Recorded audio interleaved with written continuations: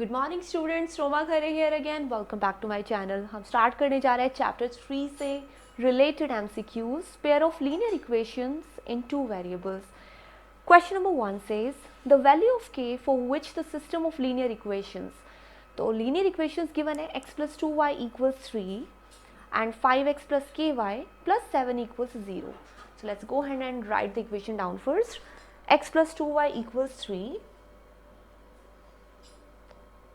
and the second equation says 5x plus ky plus 7 equals 0. तो एक काम करते हैं, 7 को भी हम इसी फॉर्मेट में लिखते हैं. मैं इसे इक्वल -7 लिख सकती हूँ. अब कहते हैं हमें वैल्यू k की तब निकालनी है अगर ये सिस्टम ऑफ इक्वेशंस जो गिवन है ये इनकंसिस्टेंट हो. तो let's just go for a recap and understand करते हैं कि इनकंसिस्टेंट कौन सा केस होता है. यहाँ पर हम कहते हैं जब a1 upon a2 and b1 upon b2 and c1 upon c2, ये जो तीन केसेस हैं, अगर ये तीनों के तीनों रेशियोज इक्वल आते हैं. Do we know what is a1? a1 होता है x का जो फर्स्ट वाला कॉफिशिएंट है और b1 है y का first coefficient, c1 is this constant term. और जैसा हमने अगर c1 हमने इक्वल के दिस साइड लिया है तो हमें दूसरी इक्वेशन के अंदर भी c की वैल्यू उसी तरह से पुट करनी होगी. और सेकेंड इक्वेशन कहता है x में 5 जो है ये a2 है, y का जो कॉफिशिएंट है वो b2 है और दिस वन इज c2.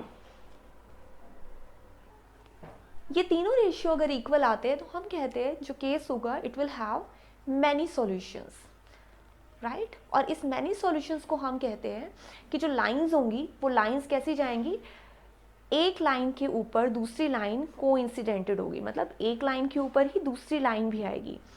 इस इक्वेशन को अगर हम ग्राफ पर ड्रॉ करेंगे तो एक लाइन आएगी, दूसरी इक्वेशन को भी अगर हम ग्राफ पर ड्रॉ करेंगे तो उसके ऊपर आएगी. ऐसे केस को हम कहते हैं डिपेंडेंट, है ना. ये लाइंस एक दूसरे पर डिपेंडेंट होती है. अब अगर ऐसा कुछ हो कि ये दो रेशियो तो इक्वल हो लेकिन थर्ड रेशियो नॉट इक्वल आए तो ऐसे केस में हम कहते हैं नो सॉल्यूशंस, कोई सॉल्यूशन ही नहीं है. दो रेशियो इक्वल है और थर्ड वाला रेशियो इक्वल ही नहीं है. इस नो सॉल्यूशन के केस में लाइंस का कैसा रोल होगा, एक लाइन अगर इस वाली इक्वेशन को मैं ग्राफ पर ड्रॉ करूँगी तो एक लाइन ऐसी आएगी और दूसरी लाइन उसके पैरेलल चली जाएगी, यानी वो एक दूसरे को क्रॉस नहीं करेंगी, और क्रॉस नहीं करेंगी तो कोई सॉल्यूशन ही नहीं आएगा. ऐसे केस को ही हम कहते हैं इनकंसिस्टेंट, राइट. ये केस कहलाता है इनकंसिस्टेंट. डिपेंडेंट लाइंस कब होती है या कोइंसिडेंटल लाइंस कब होती है, जब हमारे पास a1 a2 equal b1 b2 और इक्वल c1 अपॉन c2 आए, then we will have many solution. But दो इक्वल है, ये वाला रेशियो और थर्ड रेशियो नॉट इक्वल आए तो नो सॉल्यूशन होता है. लाइंस पैरेलल आती है और केस होता है इनकंसिस्टेंट. थर्ड केस है जब तीनों के तीनों रेशियो नॉट इक्वल आए. तीनों के तीनों रेशियो अगर नॉट इक्वल आते हैं तो क्या होगा, तीनों केसेस के नॉट इक्वल होने पर हमारे पास जो लाइंस ड्रॉ करेंगे वो लाइंस एक दूसरे को क्रॉस करेंगी. और अगर दो लाइंस एक दूसरे को क्रॉस करती है तो हम कहते हैं कि इस पॉइंट पर ही सॉल्यूशन है. इसी को हम कहते हैं यूनिक सॉल्यूशन या फिर वन सॉल्यूशन, राइट. ये होता है केस यूनिक सॉल्यूशन या वन सॉल्यूशन का. इन अदर वर्ड्स इसी को हम कहते हैं consistent solution. I hope this is all clear to you now. So ये हो गया हमारा कंसिस्टेंट सॉल्यूशन. अभी किसकी बात हो रही है, अभी कह रहे हैं कि हमें इनकंसिस्टेंट सॉल्यूशन के केस में वैल्यू अपडेट करनी है. So let's go for and check ये जो रेशियोज हैं इन रेशियोज की वैल्यू क्या आती है. तो हम अपनी जो वैल्यूज़ हैं उनको जल्दी से पॉइंट आउट करते हैं. फर्स्ट है a1 अपॉन a2 की वैल्यू क्या है. हमें पता है x का जो कॉफिशिएंट है दैट इज़ a1 1 और a2 is 5 1 upon 5. b1 upon b2 की वैल्यू क्या आ रही है, b1 upon b2 is 2 upon k, right. And c1 upon c2 कितना आता है, c1 upon c2 is 3 over -7, right. अब ये जो तीन सॉल्यूशन आए हैं इनको हम साथ साथ लिख लेते हैं. 1/5 इक्वल होना चाहिए 2 अपॉन k के, बट नॉट इक्वल होना चाहिए 3 अपॉन -7 के. यहाँ पर जो हमारे पास ऑप्शन आ रहे हैं इन दो इक्वेशन से हम k की वैल्यू ऑब्टेन करना जानते हैं. देखिए मैंने अगर लिखा 1/5 इक्वल है 2/k, तो क्या मुझे पता है यहाँ से कि k को मैं 1 से मल्टीप्लाई करके ऐसा कर सकती हूँ 5 और 2 को मल्टीप्लाई, k इक्वल्स 10। अब चेक कर लेते हैं कि क्या ये ऑप्शन हमारे गिवन आंसर्स में है। बिल्कुल ऑप्शन नंबर डी में ये आंसर गिवन है। फिर भी हम ये वाला ऑप्शन भी चेक कर लेते हैं, क्योंकि हो सकता है किसी नेक्स्ट क्वेश्चन के अंदर नॉट इक्वल का कोई वैल्यू आ जाए। फॉर एग्जाम्पल, अगर मेरे पास ऐसी कुछ वैल्यू गिवन है 2/k इज़ नॉट इक्वल 3/-7, तो ये क्रॉस मल्टीप्लाई करके माइनस का 14 हुआ, नॉट इक्वल 3k हुआ, है ना। तो k की वैल्यू -14/3 ऐसी वैल्यू आएगी। तो इसका मतलब ये हुआ कि k -14/3 नहीं होना चाहिए, बट k 10 होना चाहिए।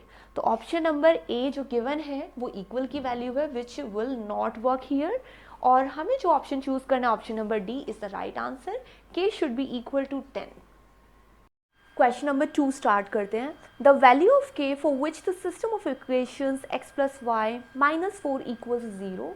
So let's write down the equations first. X plus y minus 4 equals 0. The first equation is, and then second one is 2x plus ky equals 3. Right अब मैंने आपको पिछले वीडियो में बताया कि हमें इन दोनों को ना सेम वे में लिखना है।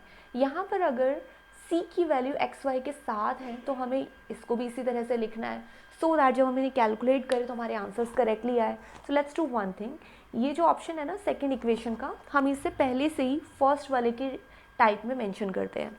2x प्लस के वाई इक्वल्स 3, तो मैं इसे -3 यहाँ कर देती हूँ, इक्वल 0 यहाँ कर देती हूँ। अब ये दोनों सेम वे में हो गए। अब इनका कहना है it should have no solution. अभी हमने फर्स्ट क्वेश्चन में देखा कि नो सॉल्यूशन के केस में क्या होना चाहिए। नो सॉल्यूशन के केस में a1/a2 इक्वल होना चाहिए b1/b2 के, एंड नॉट इक्वल होना चाहिए c1/c2 के, राइट। और वन मोर थिंग, अगर नो सॉल्यूशन आता है तो लाइंस किस तरह से आती है ग्राफ पर, कभी कभी ये क्वेश्चन भी ट्विस्टेड हो सकता है। लाइंस नो सॉल्यूशन के केस में आती है पैरेलल, राइट, और उसे हम कहते हैं इनकंसिस्टेंट सॉल्यूशन। चलिए अब हम इस केस के अकॉर्डिंग इसको सॉल्व करते हैं। a1/a2 की वैल्यू क्या है, that is 1/2 equal b1/b2 is 1/k। y को हम छोड़ देंगे और हम लेंगे y के कॉफिशिएंट। फर्स्ट इज 1, y का यहाँ पर जो कॉफिशिएंट है दैट इज k। इसको सॉल्व करेंगे तो k की वैल्यू आ जाएगी 2। अब एक काम करते हैं, नॉट इक्वल वाला भी सॉल्व करके देख लेते हैं। नॉट इक्वल के केस में b1/b2 यानी 1/k नॉट इक्वल आना चाहिए c1/c2 के, यानी -4/-3 1/k है ना यहाँ पे, यस। सो k की वैल्यू should not be equal to 3/4। मैंने k को भी रिवर्स कर दिया तो मैंने इसको भी यहाँ रेसिप्रोकल कर दिया और माइनस के साइंस को एक दूसरे से ख़त्म कर दिया। तो या तो ये ऑप्शन सही है या ये ऑप्शन सही है। Whatever option is given here, option number D is the only option which is mentioned correctly. Okay, question number 3 start करते हैं। For which values of p will the lines represented by the following pair of line equations be parallel. तो यहाँ पर अगर हमें ये देखना है कि लाइंस पैरेलल होनी चाहिए तो वो केस कौन सा हो सकता है।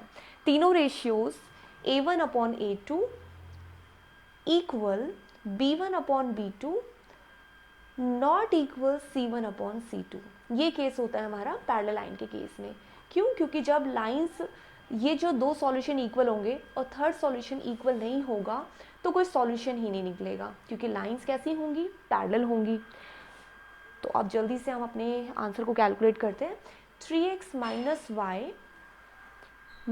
5 equals 0 and 6x - 2y - p equals 0। तो फर्स्ट हम a1/a2 के अकॉर्डिंग वैल्यू कैलकुलेट करते हैं, दैट विल बी 3/6, है ना।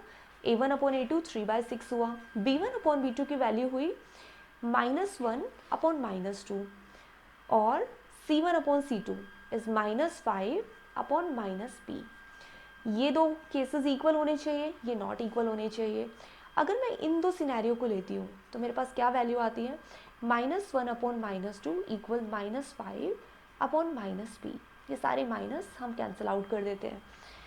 अब यहाँ वैल्यू हो गई 1/2 इक्वल, ये नॉट इक्वल है 5/p, यानी p को अगर क्रॉस मल्टीप्लाई करेंगे तो नॉट इक्वल आएगा 10 के। अब देखिए ये ऑप्शन कौन से ऑप्शन से मैच करता है, ऑल रियल वैल्यूज़ एक्सेप्ट 10। तो हमें ध्यान रखना है यहाँ नॉट इक्वल का साइन कहता है कि p की वैल्यू 10 नहीं होनी चाहिए, बाकी कोई भी वैल्यू हो। So option number A is the right answer, all real values except 10। Start करते हैं question number 4। The pair of linear equations 2kx plus 5y equals 7. So the options are for the equation 2kx plus 5y equals 7 and 6x minus 5y, 6x minus 5y equals 11 has a unique solution. हमें k की value find out करनी है and हमने discuss किया था unique solution में हमारे पास क्या होना चाहिए, तीनों जो रेशियोज आते हैं a1/a2 and b1/b2 and c1/c2, ये तीनों रेशियोज नॉट इक्वल होनी चाहिए, राइट। तो बस इसी से हम k की वैल्यू फाइंड आउट कर सकते हैं। a1/a2 कहाँ से निकलेगा, x के कॉफिशिएंट से, which is 2k/6 not equal. यहाँ पर b1/b2 की वैल्यू है 5 and -5 and the not equal 7/11। तो दो वैल्यूज़ आ सकती है, इन दोनों को अगर आप यूज़ करेंगे तो k की वैल्यू देखिए 2k नॉट इक्वल, मैं 6 को यहाँ मल्टीप्लाई करूँगी, इन दोनों को डिवाइड कर दिया, राइट। तो यहाँ बचा -6। सो k की वैल्यू एक तो नॉट इक्वल आई 12k, है ना, नॉट 12 सॉरी, -6/2 नॉट इक्वल -3। तो k की एक वैल्यू -3 के नॉट इक्वल आ रही है, राइट। सेकंड देखते हैं, सेकंड में अगर हम इस k की वैल्यू को 7/11 के नॉट इक्वल लें, यानी कि 2k/6 को नॉट इक्वल ट्रीट करें 7/11 के, तो k की वैल्यू नॉट इक्वल होगी 7/11 एज इट इज़। 2 और 6 डिवाइड होने पर जो डेनोमिनेटर में 3 बचेगा उसे मैं यहाँ पर मल्टीप्लाई कर देती हूँ, तो k नॉट इक्वल हुआ 21/11। So first value is this one, not equal 21/11 and another value is not equal -3। The only option that is available is option number A, k not equal -3। Question number 5 देखते हैं। The pair of equations this and this has, हमें अब यहाँ पर कोई value find out नहीं करनी है, या सिंपल आपको बताना है कि ये जो पेयर ऑफ इक्वेशन है इसका कैसा सॉल्यूशन होगा, unique solution, exactly 2 solutions, infinitely many solutions, या फिर no solutions. So this is one of the most easy question, I should say easiest question here. Equations are given to be x plus 2y plus 5 equals 0, और ये question आप अपने आप solve करिए and then match the answer. -3x -6y plus 1 equals 0। ये ज़रूर ध्यान रखिएगा कि c की वैल्यू अगर इक्वल के यहाँ पर है तो भी आपको ध्यान रखना है कि दोनों इक्वेशंस में ये चीज़ ऐसी होनी चाहिए, c1 और c2 इक्वल के एक ही तरफ होनी चाहिए। अगर हम यहाँ पर ले रहे हैं तो फिर दूसरी वाली इक्वेशन के अंदर भी 1 जो है यानी c2 जो है वो इक्वल के यहाँ पर ही हमें ट्रीट करना है, ताकि साइन से रिलेटेड कोई भी मिस्टेक ना हो। चलिए चेक करें, a1/a2 की वैल्यू कितनी आती है, a1/a2 कम्स 1/-3। कहाँ पर है, देखिए 1 तो है ये वाला, है ना, और -3 इज दिस वन, x का कॉफिशिएंट। b1/b2 कितना आता है, b1/b2 कम्स 2/-6। कहाँ से आया, ये आया 2 and here we take -6 and c1/c2 कितना आता है, इट इज 5/1। सो यहाँ तो वैल्यू आई है 1/-3 और यहाँ पर 1/-3 again, but here it comes like 5। So दो ऑप्शन तो इक्वल आ रहे हैं but third option not equal आ रहा है। In that case we should say it will have no solution. और इन केस अगर पूछा होता है कि लाइंस का क्या होगा सिनेरियो, तो आप बताएंगे नो सॉल्यूशन के केस में लाइंस आर ऑलवेज पैरेलल।